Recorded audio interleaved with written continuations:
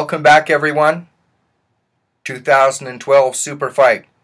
Julio Cesar Chavez Jr. challenging undisputed middleweight champion Sergio Martinez. Let's talk about this one for a moment. As we've said before, 2011 may have been the year of the bad ref. 2012 may have started out as the year of steroids. But back-to-back super fights.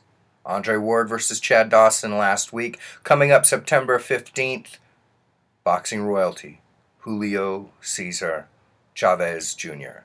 challenging the only and undisputed middleweight champion, Sergio Martinez. Some people are confused about this. They believe that this is a unification bout. They say, well, Martinez has a belt and a title. Chavez has a belt and a title. What's the difference?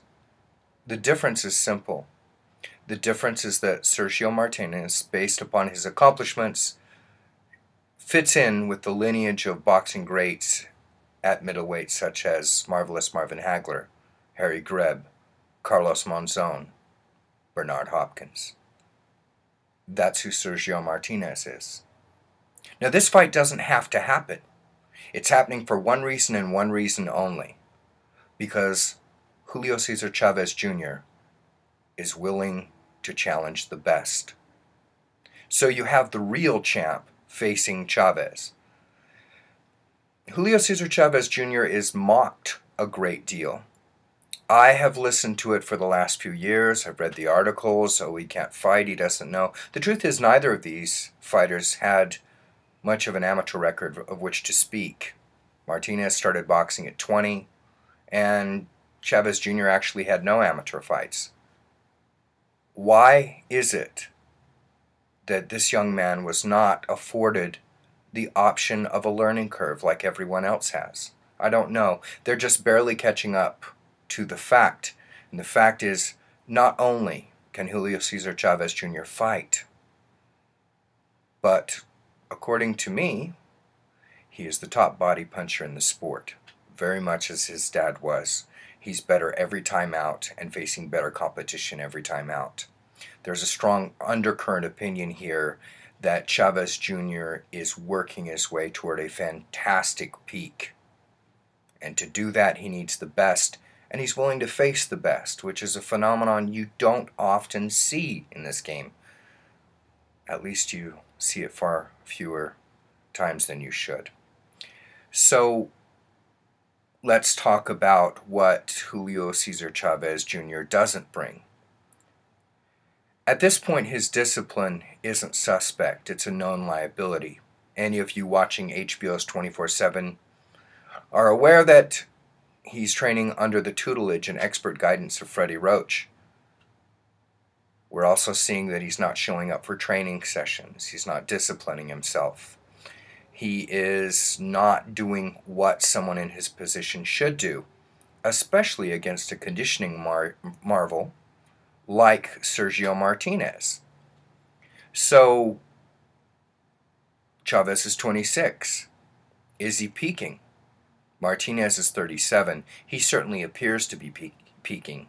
Since winning the title, the undisputed title, the real title, the world's middleweight championship, he's had 4 defenses and 4 knockouts.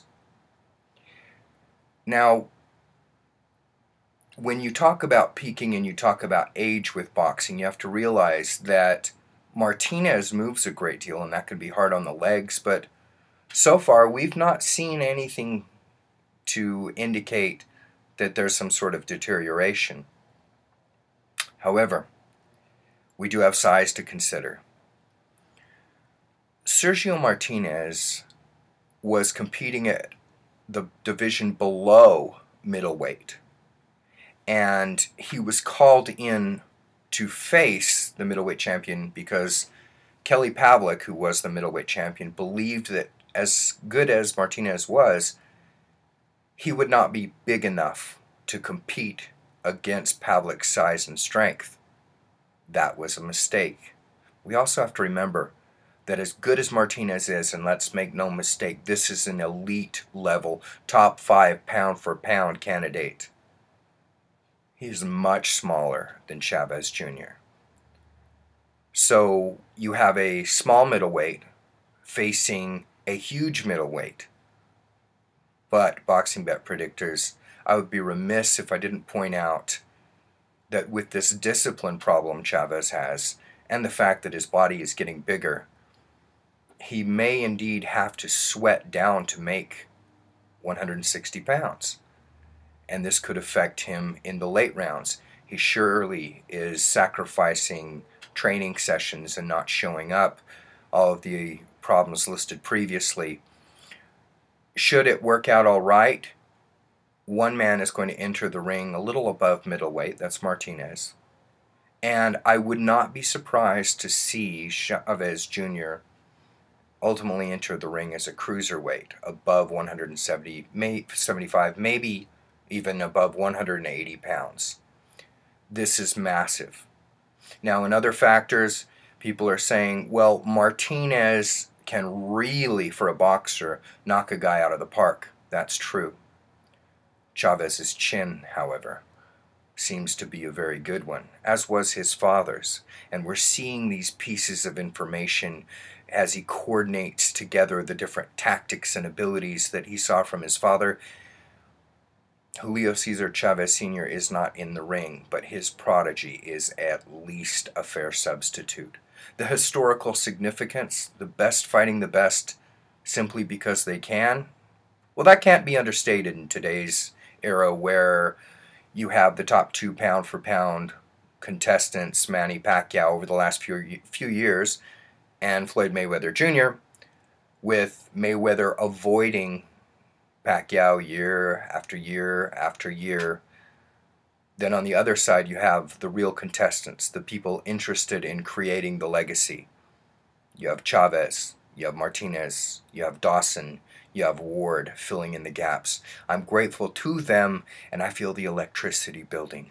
I feel the electricity in the air that you can only feel when there's an elite super fight about ready to happen. This, folks, is the real deal. And there's so many variables it almost couldn't be scripted. It has to happen live. I hope on the 16th of September, we're as spent as the fighters should be. Christian Shreve, bestboxingbets.com.